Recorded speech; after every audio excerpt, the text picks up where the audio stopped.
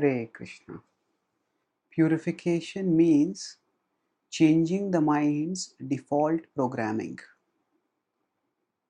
Often in spiritual circles, the word purification is used. We need to purify ourselves. And sometimes it may seem like a very vague, abstract term. What exactly does it mean when we say we should purify ourselves? How do we go about purifying ourselves? So, to answer such questions, we need to recognize that purification is not something abstract.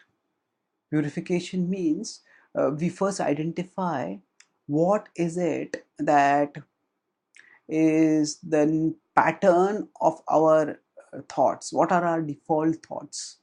And our default thoughts may be about sensuality, maybe about wealth, about greed, about possessiveness, and we all have our specific attachments, and based on those attachments we think about certain things.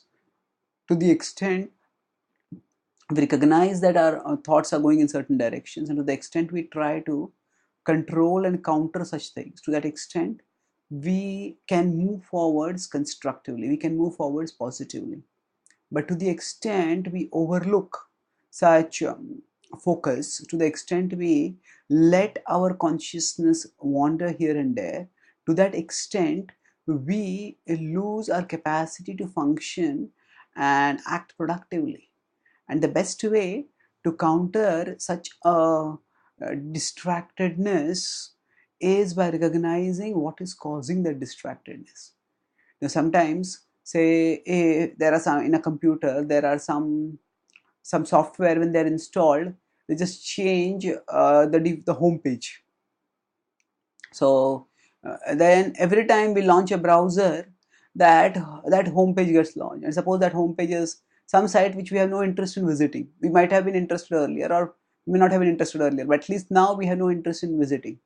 Now, one thing we could do is that every time that site opens, we immediately close it and we open some other tab. That is one way of functioning, and that is a proper way of functioning. We need to do that. But we can also look within the settings of the browser and find out where is the setting for the home page, and then correct the home page setting. At least remove that particular site address from the home page, and then that will not open. So till we become purified, it is like as soon as we launch the browser of our thoughts, immediately our thoughts go in a particular direction. And what do we need to do? Say, as soon as we have a few moments, our mind will start thinking about certain things, about this, about that, about that. And we can't do much at that particular time. We will just have to deal with the situation and move onwards in our life accordingly. So here, what our focus primarily needs to be is to recognize that we as spiritual beings are meant for spiritual happiness. And that's what Bhagavad-gita teaches us. Bhagavad-gita explains that the soul is meant to be connected with the whole in pure love. And in such pure love, the soul becomes whole. The soul finds lasting fulfillment. And we all have a default programming of the mind which makes the mind go here and there. And by the sustained practice of yoga, prashanta manasam hyenam yoginam sukhamuttamam upaiti shanta rajasam brahma bhutam akalmasham.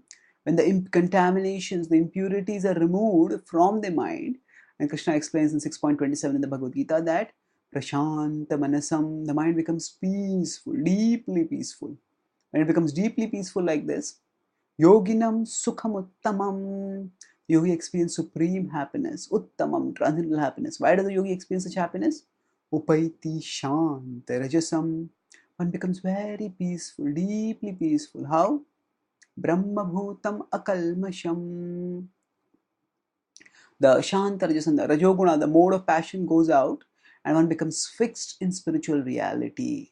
So while practicing our spiritual life, while going through our day-to-day life, we need to, whenever our mind goes in impure directions, we drag it back. We drag it back. That Krishna is talking about in the previous verse when he said, yato yato nishchalati manaschanchalamasthiram tatastato niyamya itadatmanyeva shamneyati. He says, wherever the mind wanders, bring it back under the control of the self. But then in this verse he states that actually As we keep practicing this, Yunjanevam Sadatmanam Yogi Vigata Niyatamanasah Shantim Nirvana Matsamsthana Gachati Yunjanevam Sadatmanam Yogi Vigata Kalmashah Sukhena Brahma Samsparsham Atyandam Sukhamashnute. So he says that by sustained practice of yoga, one realizes one's spiritual nature, one experiences spiritual happiness. So the default programming of the mind is changed through the purification that comes most effectively by the practice of bhakti yoga. In bhakti yoga, we strive to fix the mind on Krishna, and by repeatedly exposing the mind to Krishna, repeatedly giving the mind an experience of Krishna, the mind starts realizing, I thought there are so many things that will give me happiness, but actually Krishna and thoughts about Krishna give me far greater happiness. Therefore, let me focus on Krishna. Let me strive to remember Krishna. And gradually, when the mind gets it, the mind understands this is good. This is the best thing that I can do. Thinking about Krishna, there's nothing better that I can do. At that time, when the mind gets it, we become purified. We become, that means the default program of the mind changes from sense objects and worldly pleasure to Krishna and devotional satisfaction in relationship with Krishna. And this purification brings lasting satisfaction. Thank you. Hare Krishna.